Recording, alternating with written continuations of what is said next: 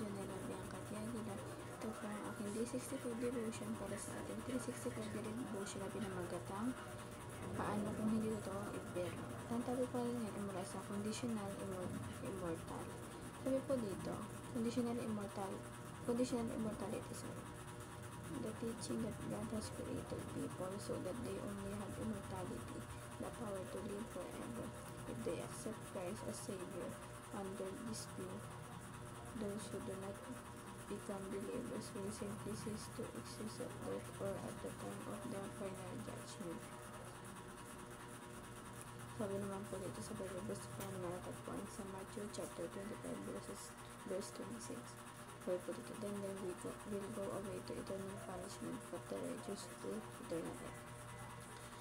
Itatambay ang mga ito sa kaparusang walang hanggan, ngunit ang mga tuwid ay pupunta sa buhay na walang hanggan. Teachings po natin ngayon ay number 1, to destination bliss or to torment. Sabi po dito, madala po destination yung mga tao. Yung bliss, which is yung kay Lord na puro kasiyahan, kapayapaan, yung peace of mind, gano'n. Sa torment naman po dito, paghihirap, ito pagdurusa, gano'n po. Parang, diba, tayo naman umilid nito kung saan tayo, diba, kung anong ginagawa natin. Kung anong ginagawa natin, ibig sabihin, yung pinapili natin sa dami punta. Gusto kung ano tayo, diba? Mabait tayo, sumusunod tayo kay Lord, nananampalataya tayo sa Kanya, diba?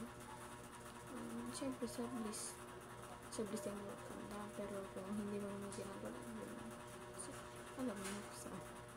And, number 2 naman po, 2 kinds of eternality, life or death. Sabi nga po dito sa Luke chapter 16 verses 22 to 23.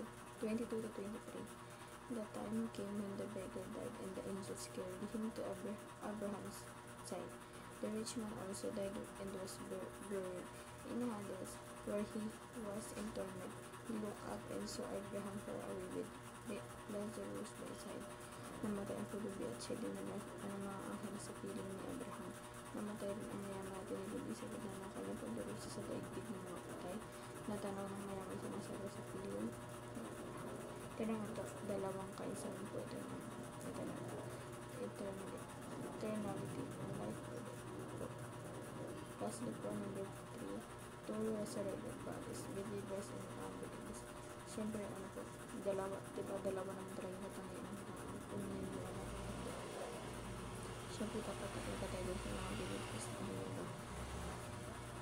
Dapat talaga maging believers na hindi po tayo unbelievers. Kasi ito, malumang buhay, maraming mga namatay sa lahat ng palig ng daigdig. Ang iba ay sa buhay na walang hanggan at ang iba naman sa parusang walang hanggan. Ito nga po, kasi kung hindi tayo believers sa Lord, syempre, mabubuhay tayo sa kaparusang walang hanggan. Syempre din natin gusto yun ba walang hanggan ang kaparusang. Gusto mo ba hindi ka pa bang buhay, parang hirap naman. Kung believers naman tayo, diba, tayo yung mabubuhay ng walang hanggan na puro kasiyahan, diba? Puro kasiyahan, walang problema.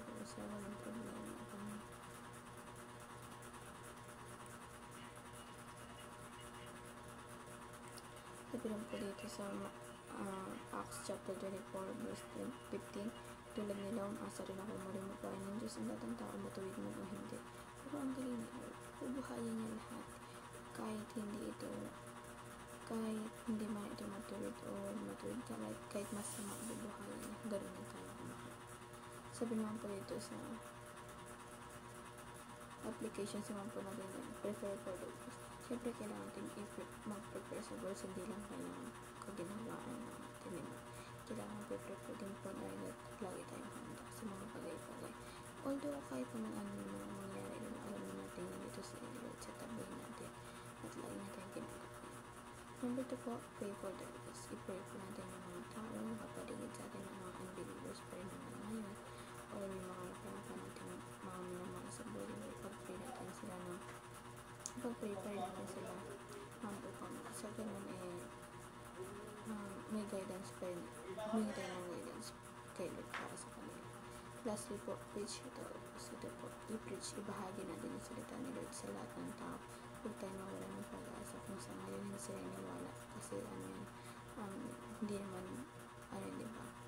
Hindi naman instant yan. Kailangan, may process yun. Ayun din lamang po ang aking devotion ngayong araw.